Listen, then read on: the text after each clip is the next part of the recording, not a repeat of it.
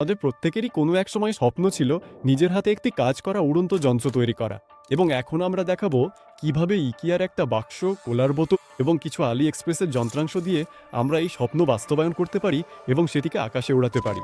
নির্দিষ্ট মাপ সহ স্কিমাটি আমি একটি বিশেষ প্রোগ্রামে এঁকেছি এবং একজন বিশেষ যিনি বিমানটি তৈরি করবেন, আর আমরা শুধু দেখব। তাহলে বিশেষজ্ঞ, শুরু করো বিমান বানানো। নাকি তুমি শুধু সসেজ খাওয়ার বিশেষজ্ঞ? ঠিক আছে, তাহলে আমাদেরই করতে হবে। একটা বড় স্কেল ব্যবহার করে আমরা কার্ডবোর্ডে বিমানের আকৃতি এঁকে নিই, যাতে কার্ডবোর্ডের ভেতরের বাতাসের ফাঁকগুলো ডানার বিস্তৃতির দিকে থাকে। ডানার পরে বুঝতে পারবে কেন এটা করা হয়েছে। এরপর ধালো অফিস কাটার দিয়ে লাইনের ওপর কেটে কার্ডবোর্ড থেকে ডানা বের করি। মোটামুটি ভালোই হয়েছে, কিন্তু একটা সমস্যা আছে। ফ্যাক্টরিতে কিছু ডেন্ট ছিল, যাতে মানুষ ওই জায়গায় কার্ডবোর্ড ভাঁজ করে বাক্স বানাতে পারে। এটা ঠিক করার জন্য আমরা এমন কিছু কাঠের স্টিক নিয়েছি এবং সেগুলো কার্ডবোর্ডের কাটার মধ্যে ঢুকিয়ে দিয়েছি। ফলে প্লেনের ডানায় শক্তি বাড়ানোর জন্য একটা আর্মারিং তৈরি হয়েছে, আর এতে ডানাটা অনেক বেশি মজবুত হবে। এখন আমাদের ভবিষ্যতের এলডেনের আউটলাইন আঁকতে হবে। এগুলো ডানার চলমান অংশ, যার জন্য প্লেন ঘুরতে বা উচ্চতা বাড়াতে পারবে। অ্যালারনের প্রান্তে আমাদের কার্ডবোর্ডের কিছু অংশ তুলে ফেলতে হবে, যাতে এটা সহজে নড়াচড়া করতে পারে এবং ডানার সাথে আটকে না যায়। এরপর আমরা অ্যালারনের বরাবর কার্ডবোর্ডের ওপরে স্তর কেটে নিই, যাতে আমরা এটাকে একটু বাঁকাতে পারি। কাটার প্রান্তগুলো কোনো একটা কাঠির সাহায্যে একটু চেপে নিতে হবে, যাতে এটা আরও সহজে নড়াচড়া করতে পারে। আমরা আলি এক্সপ্রেস থেকে এমন দুটি সস্তা সার্ভোমোটর সাদা লিভার সহ অর্ডার করেছি। এগুলো ধীরে ঘোরে, কিন্তু এদের আকারের তুলনায় অনেক বেশি শক্তি আছে। আমরা ডানায় সার্ভোমোটরের আকৃতি এঁকে নিই এবং সাবধানে তার জন্য একটা ছিদ্র কেটে নিই, এভাবে যাতে এটি সেখানে শক্তভাবে বসে এবং নড়াচড়া না করে।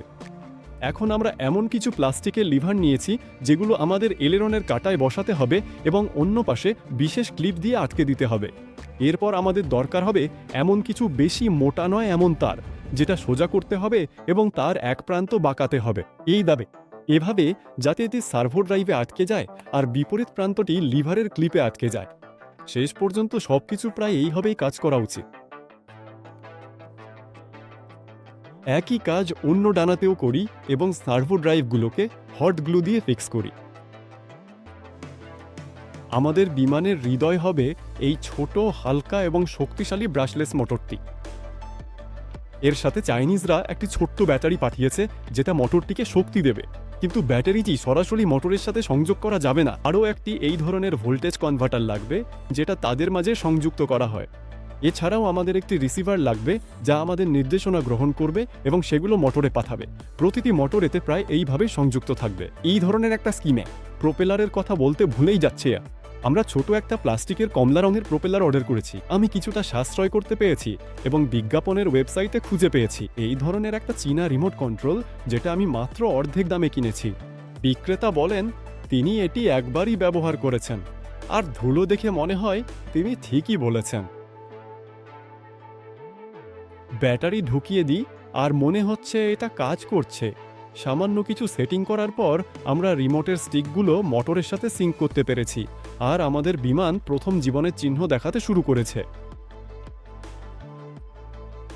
আশা করি মোটরের যথেষ্ট শক্তি থাকবে পুরো কাঠামোটা আকাশে তুলতে। এরপর আমি গিয়েছিলাম দোকানে ফ্রেমের জন্য একটা বোতল কিনতে। পছন্দ ছিল কোকাকোলা আর নেস্টির মধ্যে, কিন্তু কোলার বোতলের আকৃতি বেশি বায়ুগতিশাস্ত্র সম্মত হওয়ায় আমি সেটাই বেছে নিয়েছি। তবে অন্যদিকে কোকাকোলার ঢাকনাটা ছিল অনেক ছোট, আর যেহেতু আমাদের সেখানে মোটর লাগাতে হবে, এটা আমাদের জন্য একটা সমস্যা হতে পারত। কিন্তু বোর মেশিনের সাহায্যে আমি ঢাকনায় কয়েকটা ছিদ্র করি। এভাবে ছিদ্রগুলো দিয়ে প্লাস্টিকের তাই ঢুকিয়ে আমি মোটরটা সেখানে শক্তভাবে লাগাতে পেরেছি। এরপর বোতলে চিহ্ন আঁকতে হবে এবং একটি লম্বা চেরা কাটতে হবে পুরো দৈর্ঘ্য জুড়ে, যাতে ভেতরে ডানা ঢোকানো যায়। দুই পাশে আঠালো টেপ দিয়ে ট্রান্সমিটারটা কার্ডবোর্ডের কেন্দ্রীয় অক্ষে লাগিয়ে দিই, আর ঠিক তার পেছনে রাবার ব্যান্ড দিয়ে ব্যাটারিটা লাগিয়ে দিই, যাতে এটা মোটরের ভারসাম্য রক্ষা করে, যেটা প্লেনের সামনে লাগানো থাকবে। প্লেনের পাওয়ার বন্ধ করার জন্য সব সংযোগ ট্রান্সমিটারে লাগিয়ে দিই এবং যন্ত্রাংশগুলো এমনভাবে রাখি যাতে সব কিছু বোতলের নিচে লুকানো থাকে। আমি ভয় পাচ্ছিলাম পরীক্ষার সময় আমাদের অনেক দুর্ঘটনা হতে পারে, আর তখন কার্ডবোর্ডের ডানা নষ্ট হয়ে যেতে পারে। তাই আমরা শক্তিশালী টেপের একটা টুকরো নিয়ে প্লেনের ডানার সামনের অংশটা আরও মজবুত করে দিলাম। এখন বোতলের ঢাকনাটা লাগিয়ে দিই যেখানে ইঞ্জিন লাগানো আছে এবং পাওয়ারের তারগুলো সংযোগ করি। চীনারা ইঞ্জিনে প্রোপেলার লাগানোর জন্য মোটা রাবার ব্যান্ড দিয়ে অসাধারণ এক নমনীয় পদ্ধতি বের করেছে। এর ফলে দুর্ঘটনা বা গাছের সঙ্গে ধাক্কা লাগলে রাবার ব্যান্ডটা টেনে প্রসারিত হয়ে যেত আর প্রোপেলারটা একটু নড়ে যেতে পারত আর অবস্থান এবং এঙে যেত না। স্তোপা খুব অনুরোধ করেছিল তাকে পরীক্ষামূলক পাইলট হিসেবে বোর্ডে নিতে, কিন্তু সেটা খুবই ঝুঁকিপূর্ণ হতো, কারণ সামনে আমাদের বিমানকে কঠিন পরীক্ষামূলক উড়ান এবং সম্ভবত দুর্ঘটনার মুখোমুখি হতে হতো। অতিরিক্ত মনোযোগ এড়াতে আমরা আমাদের বিমানটিকে বড় কালো ব্যাগে ভরে খোলা জায়গার দিকে রওনা দিলাম, আশাই যে আমাদের সবকিছু ঠিকঠাক হবে। আমরা সার্ভো মোটর এবং প্রধান ইঞ্জিনের প্রি স্টার্ট চেক করছি এবং চালু করছি। এটা নরম ভাষায় বললে একদমই আমরা যা আশা করেছিলাম তা নয়। বিমানটি মাত্র 2 মিটার উড়েছিল, এরপর কোনো অদৃশ্য শক্তি যেন সেটাকে পাশের দিকে ছুঁড়ে ফেলে দিত আর সেটা পড়ে যেত।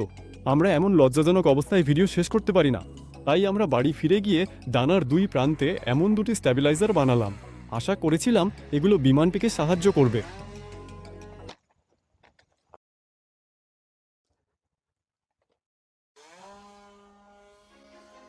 আরও কয়েকবার ভেঙে পড়ার পর আমাদের প্রোপেলার ভেঙে গেল। তখন আমরা আবার বাড়ি ফিরে এলাম আর তখনই আমার মাথায় বিমানটির ওজন কমানোর একটা আইডিয়া এলো। বিমানটির মোট ওজন ছিল 180 গ্রাম, এর মধ্যে শুধু কোকের বোতলটাই ছিল 37 গ্রাম ওজনের। আসলে আমরা তো ছোট একটা বোতল নিতে পারি যার ওজন মাত্র 21 গ্রাম, সেটাকে 2 ভাগে ভাগ করে শুধু একটা অংশ ব্যবহার করতে পারি, ফলে আমরা বিমানটির ওজন একেবারে 22 গ্রাম কমিয়ে ফেলতে পারি। এছাড়াও আমি কার্ডবোর্ড কেটে এমন একটা লেজ বানিয়েছি যেটা বিমানটিকে সোজা উঠতে সাহায্য করবে। এটাই হবে আমাদের শেষ চেষ্টা। ইঞ্জিন চালু করি, চল এবার উড়ে যাই। হ্যাঁ, এটা আগের চেয়ে অনেক ভালো হয়েছে, চলো আরেকবার চেষ্টা করি। আরও কয়েকবার চেষ্টা করার পর আমি অবশেষে বিমানের নিয়ন্ত্রণের মূল নীতি বুঝতে পারলাম, আর আমি সেটাকে আকাশে ধরে রাখতে ও ঘোরাতে পারছিলাম। সমস্যা হলো, নিজের দিক থেকে ডান দিকে ঘোরালে বিমান ডানেই যাবে, কিন্তু বিমানটি আপনার দিকে উড়ে আসার সময় স্টিক ডানে ঘোরালে তা বিমানের জন্য বামে ঘোরার মতো হয়। তোমার দৃষ্টিকোণ থেকে আর মানুষের মস্তিষ্কের জন্য এটা মানিয়ে নেওয়া খুব কঠিন। কিন্তু ঠিক পরের দিনই আমি পাইলটিংয়ের কৌশল ভালোভাবে আয়ত্ত করে ফেললাম, আর এখন আমি ইচ্ছে মতো আকাশে বিমানের উল্টে দেওয়া করতে পারতাম। আর নানা রকমের কসরত, অবিশ্বাস্য কিভাবে এক টুকরো কার্ডবোর্ড, বোতল আর কিছু যন্ত্রাংশ দিয়ে অ্যামাজন এক্সপ্রেস থেকে আপনি শৈশবের স্বপ্ন পূরণ করতে পারেন এবং নিজের একটি উড়ন্ত রেডিও নিয়ন্ত্রিত বিমান তৈরি করতে পারেন।